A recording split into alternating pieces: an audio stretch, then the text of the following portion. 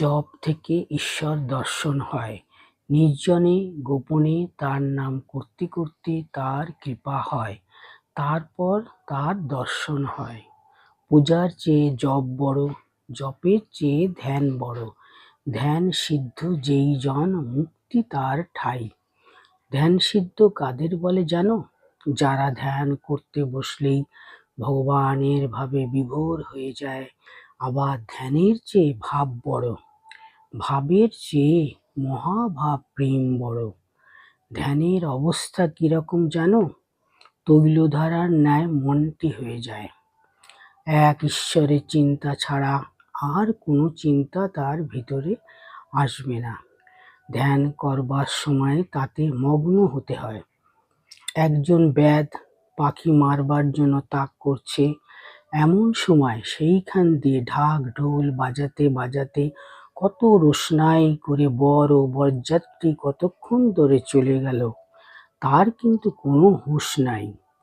গভীর ধ্যানে বাহ্য জ্ঞান শূন্য হয়, ধ্যানে একাগ্রতা হয়, অন্য কিছু দেখাশোনা যায় না, এমনকি স্পর্শবোধ পর্যন্ত হয় না। গায়ের উপর দিয়ে যদি সাপ চলে যায়, তাহলে যে ধ্যান করে সেও বুঝতে পারে না, সাপটাও জানতে পারে না।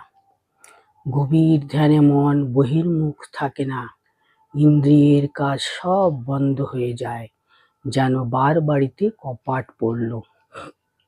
রূপ, রস, গন্ধ, স্পর্শ, শব্দ, ইন্দ্রিয়ের এই 5টি বিষয় বাহিরে পড়ে থাকে। প্রথম প্রথম ধ্যানের সময় এই 5টি বিষয় সামনে আসে, গভীর ধ্যানে আর সে সকল আসে না। ধ্যান করবে মনে কোণে বনে। ঈশ্বর চিন্তা যত লোকে টের না পায় ততই ভালো। যদি বলো কোন মূর্তিতে চিন্তা করব, যাকে ভালো লাগে, যে ভাব ভালো লাগে তারই ধ্যান করবে। একজনকে বা একটাকে পাকা করে ধরো, তবে তো আট হবে, কিন্তু জানবে যে সব এক, কারোর উপর বিদ্বেষ করতে নাই। শিব, কালী, হরি সবই একেরই ভিন্ন রূপ, যে এক করেছে সেই ধন্য। হৃদয় ডঙ্কা পেটা জায়গা, হৃদয়ে অথবা সহস্রারে ধ্যান হতে পারে। এগুলি আইনের ধ্যান, শাস্ত্রে আছে।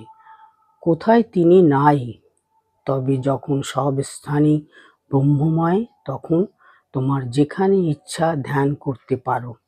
গঙ্গা তীরও যেমন পবিত্র, আবার যেখানে খারাপ মাটি আছে সেও তেমনি পবিত্র। যখন নারায়ণ বলির কাছে 3 পায়ে স্বর্গ মর্ত্য পাতাল ঢেকে ফেললেন, তখন কি কোনো স্থান বাকি ছিল? ধ্যান করবার সময় ইষ্ট চিন্তা করে তারপর কি অন্য সময় ভুলে থাকতে হয়? কতকটা মন সর্বদা সেই দিকে রাখবে।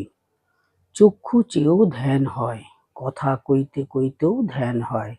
যেমন একজনের যদি দাঁতের ব্যামো থাকে, সে সব কর্ম করছে, কিন্তু সেই যন্ত্রণার দিকে মনটা রয়েছে। আমিও আগে চক্ষু বুজে ধ্যান করতুম, তারপর ভাবলুম চক্ষু বুঝলে ঈশ্বর আছে, না চক্ষু খুললেই ঈশ্বর নাই? চক্ষু খুলেও দেখছি তিনি সর্বভূতে রয়েছেন।